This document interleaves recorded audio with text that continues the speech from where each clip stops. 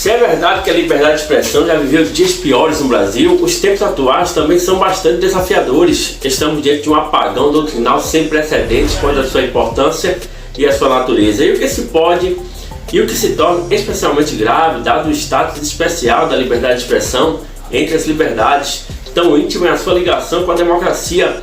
Onde falta esta, aquela é uma das primeiras a desaparecer. Onde falta aquela, não se pode mais faltar na presença desta. Decisões recentes que atentam claramente contra a liberdade de expressão, pois não falamos de questões sobre as quais pairavam relevantes dúvidas doutrinárias ou sobre as quais faltasse um razoável consenso entre os juristas, mas situações cujo caráter abusivo é cristalino estão sendo tomadas com a conivência de um sem número de atores políticos e sociais que sempre se posicionaram incondicionalmente a favor dessa liberdade. Até agora, um clima de regime de exceção extremamente perigoso que exige mais do que nunca recordar onde se pode traçar a linha que separa o lícito do ilícito e como proceder nos casos em que a liberdade de expressão é de fato abusada. Diz a Constituição Federal, em seu artigo 5º, que é livre a manifestação do pensamento, sendo vetado o anonimato e a livre expressão da atividade intelectual, artística, científica e de comunicação, independentemente de censura ou licença. Há, portanto, uma regra geral que é de ampla liberdade, mas que obviamente não é absoluta. As restrições têm de ser necessariamente pontuais e previstas implícita ou explicitamente na Constituição, enquanto a legislação infraconstitucional, como por exemplo os Códigos Penal e Civil, detalha e torna operacionalizáveis essas restrições. Um dos limites da liberdade de expressão, por exemplo, está no respeito a bens personalíssimos, como a honra, a privacidade e a imagem. Outro limite é a proibição do racismo, exemplo paradigmático de atentado à dignidade humana. Da mesma forma, o Brasil proíbe a apologia ao crime como forma de respeito à lei penal e, em última instância, à vontade popular.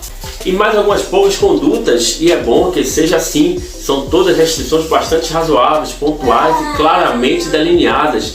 No entanto, assim como o apagão energético não se resume a um blackout pontual, o apagão doutrinal a respeito da liberdade de expressão também é generalizado, é conceitual e formal. Conceitual porque perdeu-se completamente a noção desses limites e até mesmo da diferenciação necessária entre os diversos tipos de manifestação, sob o argumento correto de que a liberdade de expressão não é absoluta. As manifestações abusivas, pois elas existem, estão sendo proibidas ao lado de outras que são claramente lícitas e de um pequeno conjunto sobre a qual poderia haver dúvidas dependendo de um escrutínio judicial mais apurado, e tanto naqueles casos em que a manifestação é de fato ilícita, incitação à prática de crimes, atentados a direitos personalíssimos, quanto aos casos em que o judiciário implantou crime de opinião e repressão passou a ser feito sem o respeito ao devido processo legal. Ao princípio do juízo natural, ao amplo contraditório, ao princípio do indubio pro libertate, caracterizando o apagão formal do que falávamos, um punhado de maus exemplos que começaram justamente na instituição que deveria ser a guardiã da Constituição e das liberdades e garantias individuais, o Supremo Tribunal Federal, e se espalha por outros tribunais superiores e instâncias políticas.